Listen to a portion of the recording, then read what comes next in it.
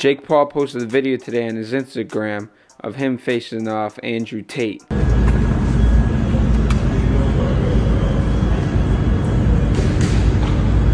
Tell us a little bit about this gym we found out that they faced off at. I mean, it's not only a gym, right?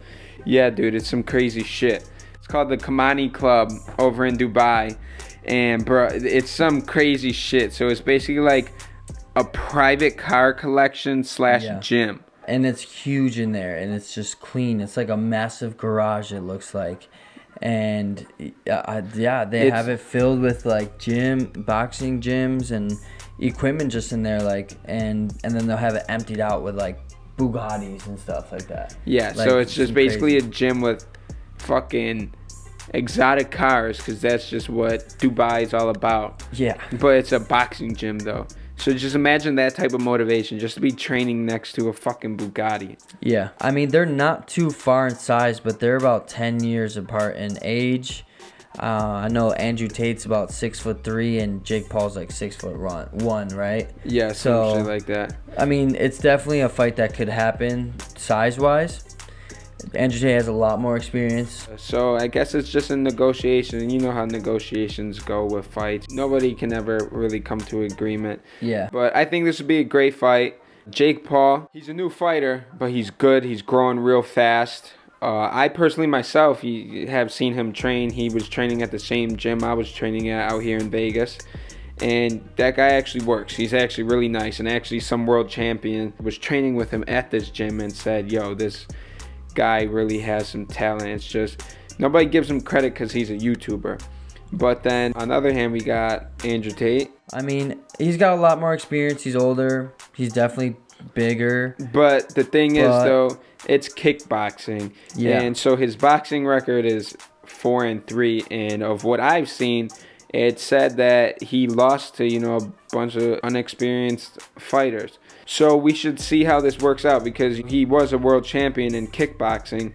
At the end of the day, when your hands aren't working, you could use your legs. And if his hands aren't working against Jake Paul, he can't use his legs. So he has no choice but to, figure it out. Overall, at the end of the day, it's going to be youth versus the experience. Yep. For me, I'm a Jake Paul fan. So I'm going with Jake Paul on this. From the very beginning, I always believed in him. He looks hungry as fuck. A lot of people give him shit because he was a YouTuber or whatever. Like, what the fuck does that matter? At the end of the day, if he could fight, he could fucking fight. Yeah. People just don't want to believe it. And also, they keep saying that he's not fighting real boxers. But just look at any of the other top fighters that you know right now. Devin Haney, where did he start his career? In Mexico. Literally fighting bums. No disrespect to them. Those guys that get in the ring with these top US fighters, they get in the ring with them to get money for their family and stuff. It's the same thing, but it's just because it's on such a bigger platform. Yeah, he's on a bigger platform that people expect him to be fighting. He's making millions off of these fights, where Devin Haney and them, they probably didn't make that much money, but they did do the same thing. But also at the same time, it wasn't so mainstream. Yeah. When majority of your everyday boxer is doing the same thing, it's just not so mainstream. Yeah, which is because Jake Paul has so many more eyes on him, for these fights. But at the same time, he's very smart about choosing his opponents. Like, yes, they're not MMA fighters, or they are. Some of them are, but they're not boxing fighters. But at the same time, they're definitely fighters, right? So they have fighting experience going rounds. They have heart. They have experience going for years. Like, Anderson Silva has so much experience, and Tyron Woodley.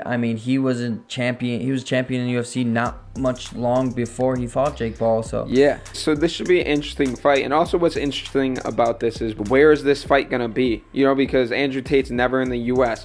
So is Jake Paul willing to go to another country to fight? And he 100% is, because he was willing to do that with Tommy Fury. So Jake Paul is willing to fucking throw hands anywhere. Dude, and I'm also super excited to see what the promoting for this fight, if it does happen, what it's going to be like. because like Andrew Tate, he's not on any fucking social media. He's banned from social media, so it's like he can't promote it. But except for he is on Rumble. Yeah, he is on Rumble. Yeah. He's gonna be able to promote the fight. Andrew Tate's gonna be able to promote the fight because so many people post fucking videos of him anyways that whatever he wants out there is gonna get out there. Yeah, for sure. And then Jake Paul himself is just a master fucking promotional genius. Yeah, it should be good pay-per-view day. For sure. And I think it's gonna be the highest selling pay-per-view out of all of Jake Paul's fights so far. Yeah, for sure. Just the popularity of I'm gonna both buy of them individually. I think, I mean, honestly, I think the reason why Andrew Tate would take this fight, because, right, his whole thing is he's worth like 200 million, hundreds of millions of dollars, right? Is so he says. So, like, why would he go fight Jake Paul for a couple million?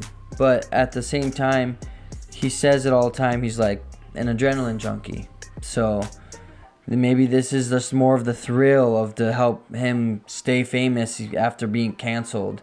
You know, maybe he doesn't care about the money. It's more about the keeping the attention on his name. Hey guys, welcome to our fucking TED Talk. We're excited for this fight. Comment if you guys are excited for the fight and who you think's gonna win. I think Jake Paul is gonna win. I'm a Jake Paul fan. Casa Mac, we out. Peace. Peace.